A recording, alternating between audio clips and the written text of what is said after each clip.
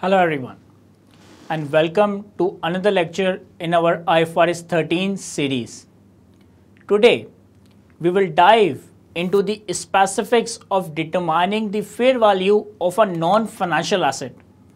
We will cover the concept of highest and the best use and discuss how it applies to assets like property, plant and equipment. This session is crucial for understanding how fair value is assessed for non-financial asset. So let's begin. My friends, what we have discussed so far in IFRS 13 are the general principles that what fair value is, why it exists, and the purpose behind understanding this standard. Now we are going to explore the specific guidance provided by IFRS 13, focusing on how it applies in the real world scenarios. This is where the standard becomes highly examinable and practically useful. Let's start with the first specific area, that is determining the fair value of a non-financial asset. To understand what non-financial assets are, you need to recall what financial assets are. Financial assets include things like cash, the right to receive cash, equity instruments of another company, and the potentially favorable contracts. These are covered under IFRS 9. In contrast, a non-financial asset are those that do not fall under these categories. For example, a building, that is real estate, an intangible asset like patent, trademark, inventory, investment property, etc. When we talk about valuing these non-financial assets, IFRS 13 emphasizes the concept of highest and best use. This principle means that when determining the fair value, you need to consider the most economically beneficial use of the asset, not just its current use. Let's take a practical example to clarify this. Imagine there is a large house in an industrial area filled with factories and warehouses. This area was originally designed for industrial purposes. So logically, the highest and best use of this property might not be as a residence, but rather as a factory or an industrial facility. Now, suppose the owner of this house, let's call him Mr. Hunt, wants to determine the fair value of this property.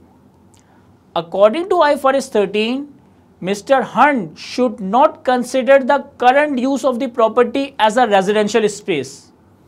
Instead, he should think like a market participant. What would a potential buyer looking to maximize the economic benefit of the property see as the best use? Given the location, it might make more sense to value the property based on its potential to be converted into a factory, which would likely yield higher economic benefits. This is what we call the highest and the best use of the asset. So when calculating the fair value, valuation should be based on this potential industrial use rather than its current use as a residential property. This does not mean Mr. Hunt has to change the use of the property, but for fair value purpose, the calculation should reflect what a typical market participant would do to maximize the property value. This principle ensures that fair value reflects market realities rather than specific intentions or preferences of the current owner. It's about understanding what the asset could be worth if used in the most beneficial way possible. Do you see the difference?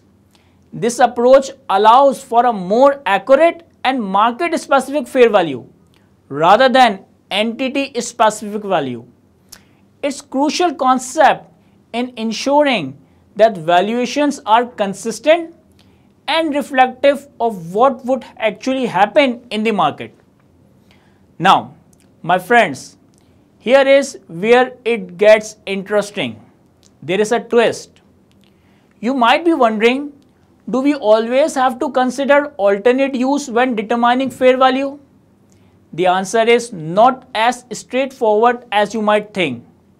IFRS 13 suggests that while the principle is to calculate fair value considering the highest and the best use, alternate use is only factored in under specific circumstances. For an alternate use to be considered in the calculation of fair value, three critical conditions must be met. And it's crucial to understand that all three conditions need to be satisfied simultaneously. Let's break this down. The first condition is practical possibility. The alternate use must be practically possible. It's not enough to simply imagine a scenario where the property or the asset could be put to a different use. This potential use must be feasible in the real world. For example, imagine you own a single-story house and someone suggests that its highest and best used would be a 5-story apartment building. While that might seem like a good idea, the question is whether it's practically possible to build such a structure on that land. Is the land strong enough? Is the surrounding infrastructure suitable for such development? If the answer is no, then this alternate use cannot be considered. Then, the second condition is legal permissibility. The alternate use must be legally permissible. Even if something is practically possible, it must also be allowed by the law. For example, if your house is on residential land and someone might suggest converting it into agricultural land.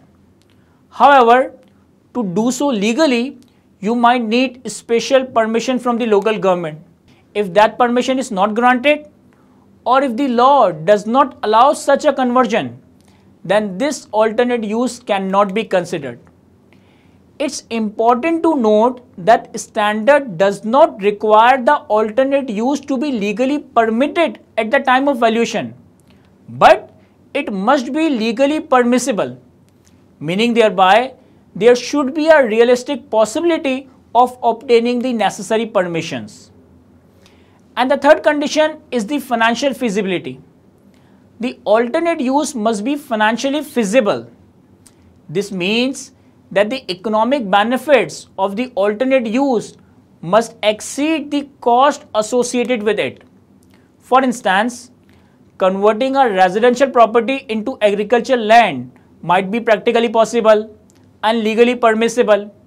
But if the cost of conversion are higher than the potential economic benefits, then it's not financially feasible. Therefore, this alternate use cannot be considered in the fair value calculation. In practical terms, when you are faced with a scenario where alternate uses are being considered, you need to evaluate whether these three conditions, practical possibility, legal permissibility, and financial feasibility, are all met or not. If they are, then you can consider the alternate use in your fair value calculation. And if not, then you must stick to its current use. Remember, this does not mean that you need to change the actual use of the property or asset. It's about determining the fair value based on what a typical market participant might consider the highest and the best use. This approach ensures that fair value reflects the most economically beneficial use of the asset, which might be different from how the company currently uses it. This approach is key to ensuring that fair value is both realistic and reflective of the market's view, rather than just the entity's perspective. In this session, we have explored how to determine the fair value of a non-financial asset, focusing on the highest and the best use principle. Understanding these concepts is key to applying fair value measurement effectively in practice. In our next lecture, we will discuss the various valuation techniques used to determine fair value. I hope you found today's lecture insightful. Thank you for watching and see you next time.